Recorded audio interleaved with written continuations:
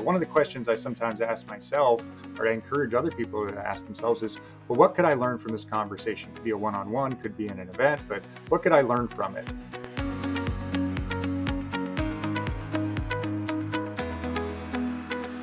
Welcome to the Cultivating Leaders Podcast, where we get inside the minds of changemakers in food and agriculture to harvest ideas that help you grow as a difference maker. I'm your host and curiosity captain, Nicole Ursig. Today's guest is someone who doesn't just talk about leadership, he builds it, one authentic connection at a time. David Nothmann is a strategic growth leader with more than 25 years of experience in agriculture, ag tech, and food innovation. He's held executive roles at startups and global companies alike, helping scale new technologies, grow teams, and navigate change. But if you ask him what made the biggest difference in his career, it probably wouldn't be a product launch or a title, it would be the people. David believes relationships are the most valuable currency a leader has, and he's here to talk about how to build them with intention, depth, and impact. David, welcome to the podcast. Glad to be here. Thanks for having me. Did I get anything wrong in your bio? You didn't get anything wrong.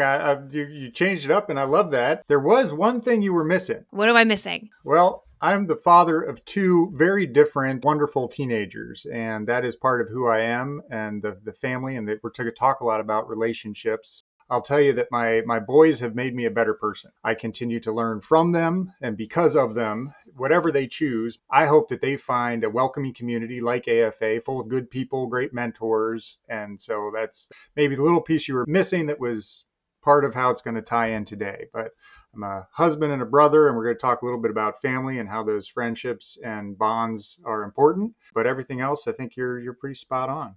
Awesome. Well, I love that. That's a great connector. You are someone I think who is building the type of community that you hope your children get to enter from a professional standpoint someday. I also guess we did not mention that you are closely tied with AFA. You've been a past board member, huge volunteer, are one of our executive ambassadors. So very much appreciate the work you do with AFA as well. I am curious, David. Agriculture is an industry that's built on trust, but talk to us about how relationships have impacted major business decisions in your career. I think relationships provide a sense of belonging, and they provide that trust that you mentioned is so important. And they don't just happen. They're something you got to invest in. I can think of a couple examples where the easy decision or the straightforward transactional decision may have been different than one with a partner who I knew for a long time. It's like, well, I wonder why they're doing that. And usually it's an assumption I've made or a miscommunication or something down the road. And it's come back to having that conversation and realizing like, that's not the person that I that's not what I think they'd be doing. So I'm missing something. And it gives that friend, right, that relationship more benefit of the doubt, so that you don't do a trigger reaction or response. And so I've had that happen a few times in high stakes situations, and a couple of them are a little confidential, but some of them are, and I'm sure we'll talk a little bit about this, but some of them are situations where I've known a person or a company or people at a company for a long time, and both sides have invested in establishing a stronger relationship and a more solid relationship so that we could have a tough conversation. So I've seen that time and again, and it changes the dynamic of that hard conversation. Yeah. Just to give folks more of a background of you, how did you get into agriculture, and talk about some of the roles or leadership experience that have been a part of your career? Yeah, I mean, I didn't grow up on a farm, and I didn't study agriculture. I followed a passion around environmental issues. I was at an MBA school, and I was the guy in overalls at NYU running around New York City because I liked them. They were comfortable, but followed a passion for environment. I applied for an internship with all the major chemical companies saying, hey, I want to understand these companies can't all be that bad. And I got a role, an intern with Monsanto. I ended up working there for 13 years with a lot of different roles and responsibilities while I was at Monsanto. And you asked about other changes and responsibilities later on. I left a leadership role at Monsanto to take a leadership role at Arborgen, which is a tree seedling and biotech company. Smaller pond, bigger fish, I guess. Had more responsibilities in that case, which was product development and product management and business development and sort of the regulatory frameworks as we brought products to market. Yeah, I went on from there. I headed up, I wanted P&L accountability. I spent some time at Battelle leading 2 profit and loss centers. Ended up parting there to come out here to California. where we've been for coming up on 8 years. Came out with Valent USA, the Sumitomo Chemical North America arm. Headed up their marketing, also headed up several P&Ls for them. Really had a great experience at Valent. Learned a lot more about sustainable solutions, founding that, and ultimately took a role at a startup, a growth stage startup called Terramera. It's called something else today. They've kind of done some different things. Took a role after that at Unfold as the chief operating officer. And I'm currently, having exited that business, a sale to Bayer, a startup. That's always a good thing to be able to exit. I'm kind of looking for my next big thing. Right. So I've leaned into the board work that I do. I'm doing some consulting work, but ultimately I'm ready to take on the next big challenge and looking for leadership positions. Could be at a big company, could be at a small company. There are pros and cons to each, but that's how I got to where I am. And I've really had a blessed life and experience along the way. That's incredible. Thank you so much for sharing. I think you don't have that kind of growth and different types of opportunities without being a builder of relationships and connections. And that's how I know you, as someone who is a great connector and bridge builder of people. Is that something that has always come naturally to you? Well, no. My wife Jessica, my brothers would probably laugh when I told them, I kind of started out much more introverted. Today, I feel like I can go to a room and talk to anybody because they see that. That's how they see me today. I'll go and I'll talk to anybody. But that was not how I was wired, and I was definitely a little bit more shy and hung back. A lot of high school dances, that's where I was, in the back, not asking people for dance floor. So I learned it by just putting myself out there. And I don't necessarily think it was a mentor in that case. I think it just was something I realized I had to do. And then I started to like it. And then I started to realize it paid dividends. And I'm sure we'll talk a little bit about that journey, having those connections and networking. But for me, no, it did not come naturally. So, how did you overcome that? Because I think a lot of people feel that way. Like when you say the word networking, like some people have a visceral reaction, right? Like dread. How do you overcome what makes so many people uncomfortable in those situations where you've got to walk into a room, you don't know anyone, and build connections? Yeah, I think with everything, we grow when we fail. We grow when we are stretched in ways that we don't want to. And I think it's the reminder of, okay, I'm not necessarily going to love this, but I'm going to learn something out of it, or I'm going to meet somebody, right? And one of the questions I sometimes ask myself, or I encourage other people to ask themselves, is, well, what could I learn from this conversation? It could be a one-on-one, could be in an event, but what could I learn from it? Right. And if you're really more of the academic person and don't want to do that, go about it in an academic manner, right? So say, what could I learn? Okay, these are 3 things I learned. Write it down. Go in and have that conversation because you're going to already be more prepared than you otherwise would. Have the conversation, and then when it's done, whether it's online or whether it's at a conference, go back and look at your list. I'm guessing that of the 3 to 5 things that you wrote down, maybe one of them happened and 4 others that you didn't think of also happened. Right. And then you're like, wow, I learned some things that I didn't know or didn't think I'd know. What are some questions that you might be able to ask? Like with everything, you want to be prepared. So why are you anxious? Are you anxious because you're not prepared? You can prepare. Lots of things you can do to prepare. Oh, I love that. I love the mindset of what can I learn from this conversation, because it also takes some of the pressure off of you, right? Of, okay, I'm going to walk in here and I'm going to see what I can learn from other people. I'm not focused on, okay, what is my elevator speech? What am I going to tell them about me? All of those things. I do think there's value in practicing an elevator speech. I do think being succinct is important, but it doesn't have to be about you. And in fact, you're going to have a better connection with somebody if you get them talking. Yeah, absolutely. Do you have any other advice for getting people talking? We can start with what do you do, but if you can migrate them and get them talking about their family, if you can get them talking about their hobbies, right, that's a connection. And you should be searching for overlap, things that you share, because those commonalities are going to be a genuine connection, right? And you want it to be genuine. Do you have any pets, right? I mean, you don't need to lead with that, but somewhere work that in. They'll start talking about their dog or cat or horse or whatever. And if you have a pet, they'll probably ask you in return. And there you got a connection. So, how do you know, David, when to keep pushing forward in the conversation, or, okay, maybe they're not feeling it, maybe you're not feeling it? How do I know when to move on? I think it depends, right? I mean, I think that if you're at a conference and there are lots of other people, there are easy ways to exit. If it's a video conference where it's a one-on-one, there's a socially acceptable way to exit. But really ask yourself, am I doing this because I'm uncomfortable? And remind yourself that your discomfort is going to help you grow. Or am I doing it because I think they want to go? They're not comfortable. And why is that? What else could I do to make them feel more comfortable? But let's assume that both parties are ready. Part of the conversation in a conference setting, you might be like, hey, I really appreciate X, Y, and Z, right? Something you learned about them. And make it genuine. Whatever you learned that was genuine, I appreciate the conversation today. And don't forget, if in this case, you may think you don't want that contact, but there's no harm in asking for the card, or today the digital card, or the LinkedIn connection, whatever it is. There's no harm in that, right? So go ahead and do that, and then say, but I'd really love to network with some other folks. I'd love to talk with somebody else. I really appreciated it, and then just move on. It's not necessarily hard when there's a group of people. When it's a one-on-one person, you might try something else. You might just say, look, I've enjoyed the time, same upfront piece of work there, but I think I've got some things that I want to reflect on and may want to come back with you. Always keep that door open if you can. Always keep that door open. And in some cases, you definitely want it. In the scenario you just built, you don't necessarily know that you want it, but you can still keep it open. Other cases, you want to come back to them. So you may want to be more specific in saying something like, well, could I call you in a week or two? Try to get them to say yes. Would it be okay if I reach back out to you about this or about, right? And most people will say yes. I don't think I've ever had somebody say, well, no, it's not okay.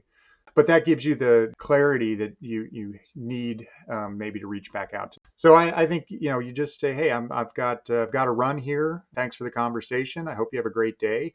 And then, and this is the piece that a lot of people forget, right? I think any networking, you do pre-work if you can. Sometimes you can't. You do the actual interaction, and then what's the post-work? And that post-work is almost always forgotten. Sometimes people do it or do part of it. I forget it sometimes. Like, I got more follow-ups, get back into my life and my swing of things. But even if that was an interaction where you're like, I just wanted to get out of it, step back, go for a walk, come back and be like, well, what did I learn? What was the one or two things that I learned? Send them a note. If you're not already connected on LinkedIn, send them a LinkedIn request, make a comment of just say, really appreciate the conversation today, and specifically this, right? And then you've got a LinkedIn request and a new contact, hopefully. No harm in any of that, right? Yeah. What do you say to people who would feel like, oh, well, I don't want to bug them. I don't want to bother them? I hear that a lot. I have a friend, a seasoned 30-year in the industry, and she says that a lot, right? I don't want to bother them. And so following up with somebody and thanking them is not a bother. If it's a reach out in the first place, you can do a couple things. You can ask for an introduction. And I do this with people I've just met, and I do this with people I've known for 30 years. I'll use the phrasing of a friend who I reconnected with. This is a high school friend who I didn't talk to for 20 years, and then we've reconnected recently. And he has a podcast. And at the end of it, he always asks, and I'm going to mix up the phrasing, but he says, who is someone that you know that I don't know that I should know? And he does that with people he's just met and people that he's known for a long time. But that's the same thing. I don't use that phrasing necessarily, but I often will ask, based on the conversation, is there somebody who springs to mind that you think would be a good person for me to meet? And if they've just met me, then I might say, well, why do you think that's a good connection? Right. And sometimes they don't have somebody, but you can follow up in an email or a text or a LinkedIn dialogue chat. That's how I network a lot, getting that next referral, getting that next referral, getting that next referral. For people who really know you, they'll have people that they think about. And it doesn't have to be, because they're in your line of work. Could be because, I know you both have dogs and you like to run. Okay, well, that's a connection. And then you don't know where it's going to lead. I heard something the other day. I won't say their names. I don't want to, but I heard from a CFO at a company. He had come back to the Bay Area, and his wife and the CEO's wife had some connection at yoga or something. And they started talking, and they were like, oh, your husband's an ag. Oh, my husband's an ag, right? And sooner than you know it, they're working together at the same company. I've had that happen. My wife and somebody else's wife, they were den mothers together. Same conversation. So you never know where that connection's going to be. Our boys were in Cub Scouts together. Turns out that we're friends now for 20 years, essentially, right? Yeah, that's amazing. Do you have any stories in your career where what maybe felt like a chance connection or a small interaction turned into something big down the road? I don't know if it's a chance interaction because I ended up getting a job there, but I'll tell you a story about somebody who has continued to be a coach and mentor in my life. And we are so different. We are just very, very different people. And so I went to interview at Arborgen. I'll name him at least by first name. I went to interview at Arborgen, and I flew out there, and he picked me up at the hotel. Years later, he would say, well, David, I was watching you from that first interaction. I was watching how you interacted when you checked out. How did you treat that person? That was some really good insight. Now, this person is somebody who I go to now for all sorts of advice, right? I go to advice on my kids, I go to advice on my career, but we are very, very different people just in how we think of the world. But at the heart of it, we value relationships and we value friendships and we respect those differences that we have. I would say we've got a lot of similarities too, but at any rate, that was something that if you had asked me, would you be this person's friend? I'd be like, I don't know. That's awesome. Okay, I do want to talk about follow-up because you hinted to this. And for anyone who is not connected with David on LinkedIn, he is very active. And I always see you in the comments of people's stuff. So I think you do a good job of follow-up from a LinkedIn standpoint. One, how did you get started on that? And two, what advice do you have for the LinkedIn follow-up? I got started on LinkedIn early, so don't look at, I don't know how many I have, X number of connections and be like, oh, well, how do you do that? There was a lot of it was time and consistency. Like, it's the same thing about weight loss or exercise, fitness, you got to just put in some time and Yeah, you got to do the rep. you got to do the reps. You got to do the work. And the work in LinkedIn is, have somewhat of a profile. First thing you can do is go, and it's not just about finding a job. A lot of people think it's about finding a job. A lot of times for me, it's about seeing what is going on in the industry. So you can apply and be accepted to parts of groups. There's agriculture groups and ag tech groups and all sorts of things that you can follow and like and get information. So you can start consuming it. That's sort of the low risk, low reward, but low risk entry point, and have something on your profile about what you've done. Now, depending on who you talk to, some people say I got too much on my profile about the things that I've done, and others will say it's great because they really know some of the things that I've done in my career. I don't know.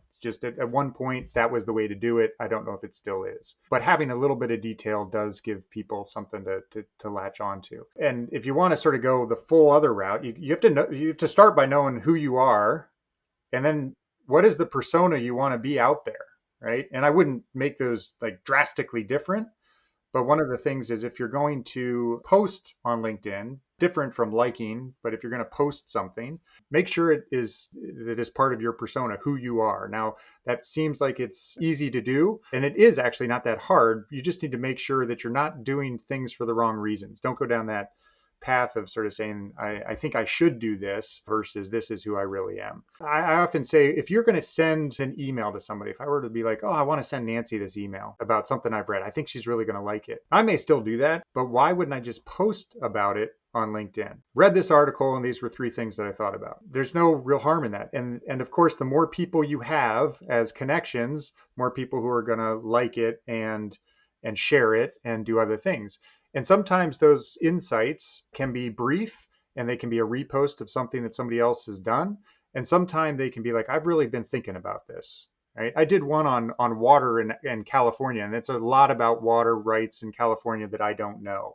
And I put that out front. I was like, look, I am not an expert, but based on what I know. And somebody wrote on the comments, they're like, you mischaracterized this. They were very kind about it. And I changed the post to reflect that. Based on data that they had and information that they shared with me.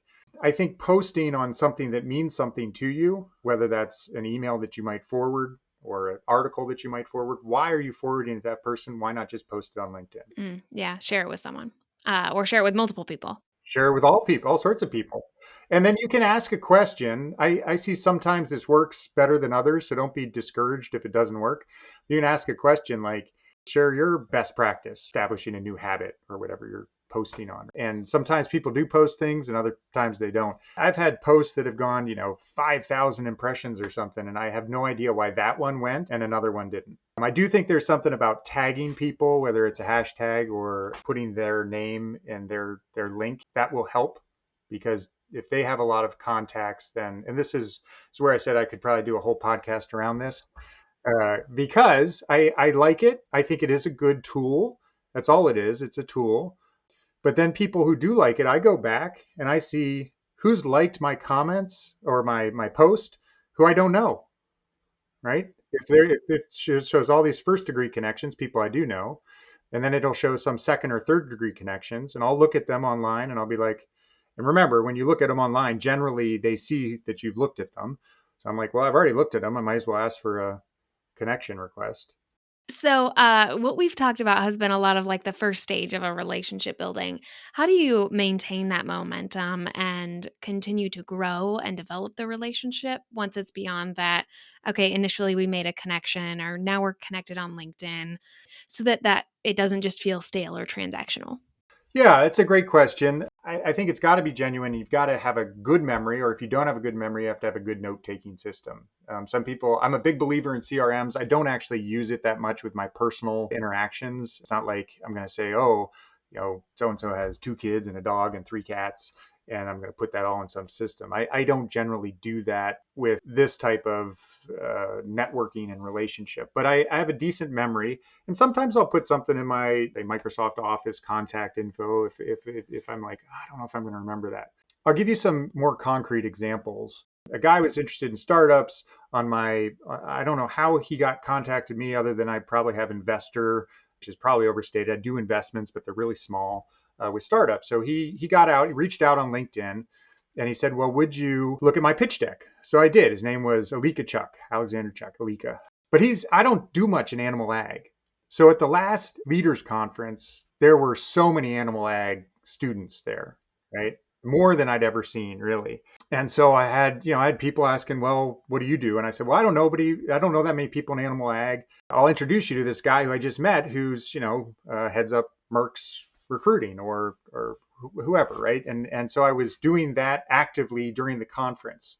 But I also said, hey, if you're interested in the startup side, here's this guy, Lee Kachuk, and I would introduce people in animal ag just because these are two people never met each other, but they might have something in common. And when other people reach out and keep that alive, and there are a number of folks at AFA who followed this, I won't say formula, but I would say, be genuine, do your homework in advance, ask questions during it, do the follow-up on email, social media, and stay connected in that genuine level. And the people that I would sort of call out, who I know beyond the staff, Mercedes, Michael Kerr, these are people who I've known for a while. But, Topanga, who you may know, Topanga Daly, McBride previously, Topanga, she had in her memory that I got up I didn't even remember it. Right. I just did it. Right. But she was like, oh man, he got up really early and met with me because I just wanted to meet with him at some conference.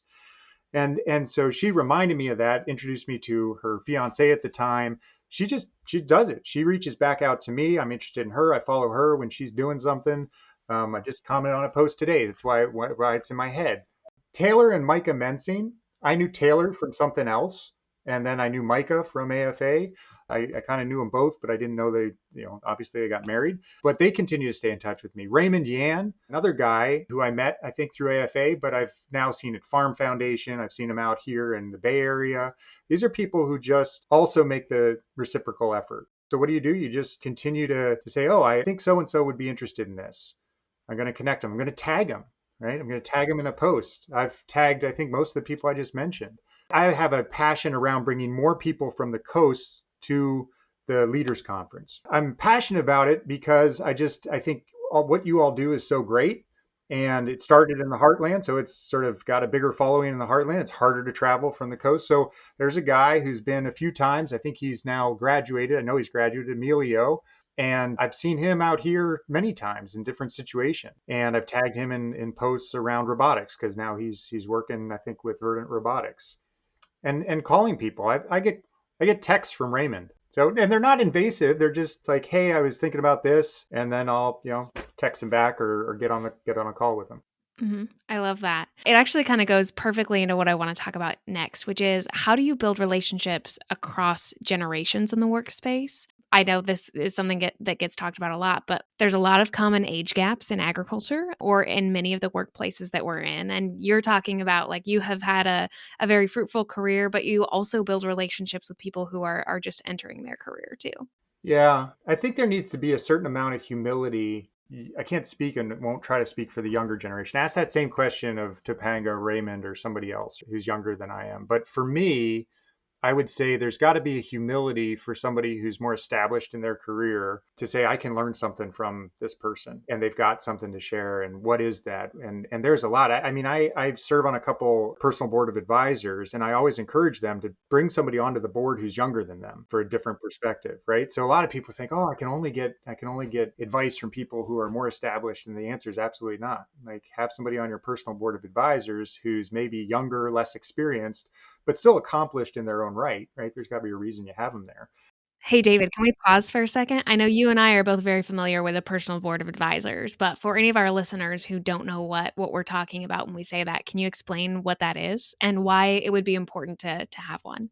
I will succinctly try to do that and then also guide folks to my LinkedIn page or AFA's page, where they asked me to do a 1-hour session on personal board of advisors. So if you want more in depth, there are resources out there.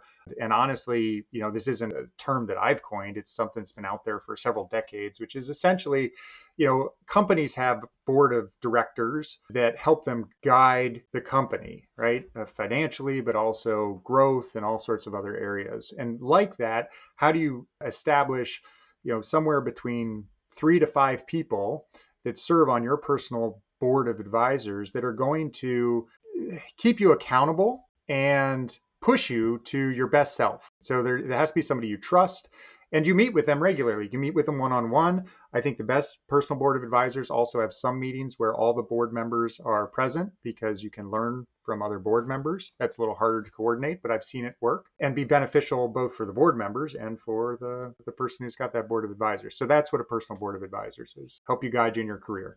Yes, absolutely. Do you have someone younger than you on your current personal board of advisors? I do not, and that's a fair question. I actually need to revise my personal board of advisors as my career has changed.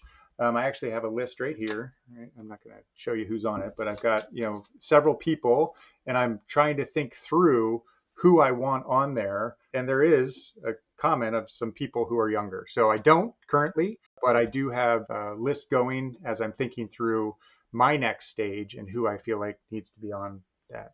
Oh, I love that. I love that you're thinking about it, that you've got a list and a sticky note next to your desk. I think such an example, right, of practice what you're preaching. So cool. You have led teams, David, through growth and change. And we've talked a lot in this conversation around like networking and some of that initial kind of relationship building. But let's talk about building trust and what advice or recommendations you may have to building trust when you're the new person in the room. It's funny when you think about long-term relationships and trust, it takes time. We would do these 3-year stability studies when I was at Battelle on chemistries, and people were like, well, can we do them faster? No, they're 3-year stability studies. They take 3 years, right? And so trust also takes time. And I think coming back to what can you do to establish that trust is you spend time in the moment with that person. That sounds so easy, but in the moment, put down your phone, put down any other distractions, make sure that you are truly with them and experiencing something with them. And if you can have a meal or a run, go and do something special with them. When I was at Valent, and we did this when I was at Monsanto as well, but Valent's a little more recent. We had a very strong relationship, of which some of the P&Ls that I covered, some of those were very, very interconnected with New Farm. And so I established a steering committee, and everybody on that steering committee, people more senior than me, and in some cases, people within the group. But the steering committee was committed to arriving a day early so that we could have a meal together before we got off. We'd have an agenda that we would go through, and people came and had their presentations or updates. But we were very committed to that social time before. Right? Have a meal, do something. I'm not much of a golfer, but you can golf, fish, do something else. But spending that personal time and connecting. I'm a believer in doing that before any type of big meeting anyway, because it sort of takes the pressure off of that initial interaction. But in this case, high stakes, millions, tens of millions of dollars associated with the relationship. And people showed up. People genuinely showed up. They started to get to know each other. We talked about this early in the podcast, but when there was an issue, and there was, and I won't go into tons of detail, but there was an issue, you could pick up the phone and have that conversation with somebody, be like, hey, this doesn't feel great. Like in the marketplace, this seems to be what's going on. And you could listen differently. So I think anytime you can share that experience, Sometimes you can follow them on Facebook, and some people use Facebook for work. I just use it for personal. Brendan Deck is now retired or on the board. I forget, but he was the person I interacted with quite a bit. He was more senior than me, but I follow him and his family celebrate their events on Facebook that may not be on LinkedIn. And so I think that when you are able to have that genuine connection and they're like, yeah, I'm okay being a Facebook friend, right? Different from it's a personal friendship that's beyond. I think those are ways that you kind of know, like I'm not going to be everybody's Facebook friend. For some people, and some people out there, Facebook is so old. My kids are like turning over, so I got to get my TikTok account going or something. That's okay. Different platforms for different folks. I love that you said, though, how trust takes time. And I think sometimes there is a pressure to provide the results or perform. And sometimes this work takes relational work as well. And relational work just takes the time and the investment. And you got to work on that part first before you can get through to what maybe we would consider work. Do you have any thoughts on how you balance that, like results driven leadership? You've got to get stuff done, but also relational work. When we're there at the end, sitting, it's the relationships that matter, right? And it's the relationships, whether they're with family and friends or close colleagues from work, who are essentially friends at that point. That's who you're going to remember, and you're not going to say, "Oh, well, I made the quarter, right?" Or I didn't make the quarter. And I think you've got to. I think you just have to remember the long game. That's what's important. Yes, you still have to perform, but are the results realistic? Right? Are they something you signed up for? I want to talk a little bit about results for a second, right? I had somebody who reported to me, it's like, why can't we do things the way we've always done them? Well, we wanted to grow, and doing them the way we've always done them would keep us at a flat level with increased costs, so our margins would go down. And so I'm a believer that never do things go entirely as planned, right? You have a budget and it's wrong the minute after you establish it. And so if you're like, okay, well, we're not going to make that sale, what are some other things that you could do, right, to help fill that gap? Come with some ideas. Come with some ideas. And sometimes those take money and investment. And if it's going to make money, then you're going to invest some money, even if it's tight, if you believe that it's really going to turn out positively. And so I think the results piece is important, but more important at the end of the day are relationships. Yeah. David, do you think you can be friends with people you work with? I do, and I have been. I just went to a baby shower for somebody who I worked with at Unfold, right? And I would have gone even if we were still at Unfold together, right? That was a company that got bought, but absolutely. And obviously, they're a little younger than I am. It was so good to see them and see them in that element. And I absolutely think it's possible to be friends with people that you work with. I think that you need to be mindful of boundaries. You need to be able to talk about boundaries, especially if there's a leveling situation. But no, I absolutely think you can have friendships in the workplace. I hope to. You will spend so much time there. Yeah. Yeah, absolutely. Okay, I'm going to flip this around. We've talked a lot about building bridges and building connections. Is there ever a right time where you should burn a bridge? Oh, wow. I don't know as if I've consciously burned any bridges in my career. I try to coach folks not to do that. Right? I'm trying to think of a situation where you just say it's gone too far, right? Or there's no reconciliation possible. It's hard for me to imagine that in a work setting. We may have very different political views. We may have very different. I can think of some hypotheticals, right? Now, now that you posed it to me, but so if somebody's stolen from the company, that's a dismissal situation. Who knows what led them to that? I'm not going to make an excuse for it, but I don't know if I'd be very mindful and careful about it going forward, that relationship, but I don't know if I'd totally burn the bridge. You just don't know what caused them to do that. But that's something, yeah, I don't know. There are hypotheticals. It's not happened in my career where I've completely burned a bridge. There are people, there are fewer than I can count on my one hand, that I would prefer. I'm not a basketball player, but I prefer to play a person down than have them on my team. I won't burn the bridge because, you never know who they know, and maybe there's a reason why they were that way, but I would prefer not to work with them. But it's a short list. That's not a bad place to be. Okay, David, we are running low on time, so I would like to move to some rapid fire questions. What's the best leadership advice you've ever received?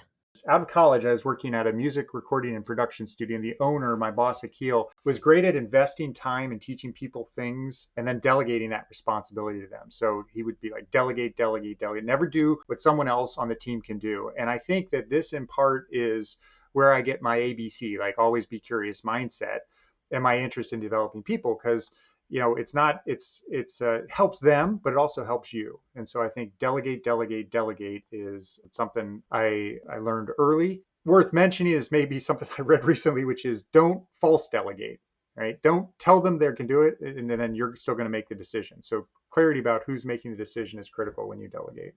Good advice. What is one leadership habit or routine that you swear by? We kind of touched on it earlier, but I'll be a little bit more clear, and that's development plans. I'm a big believer that everybody should have a 3 to 5 year development plan, identify the role that they want to have and work backwards from that, thinking through what are the skills and experiences that I need to be the best candidate for that role, and really determine, is it achievable?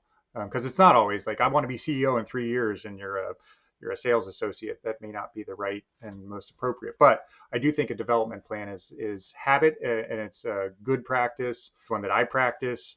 Awesome. What is a book, podcast, or resource that every leader should check out? I'm a big fan of Brene Brown. The Dare to Lead, in terms of applying courage and vulnerability is always a good one. I like the Rising Strong, which is how do you learn from failure? And she's done some great work on shame. I think a lot of her work, it makes me think differently.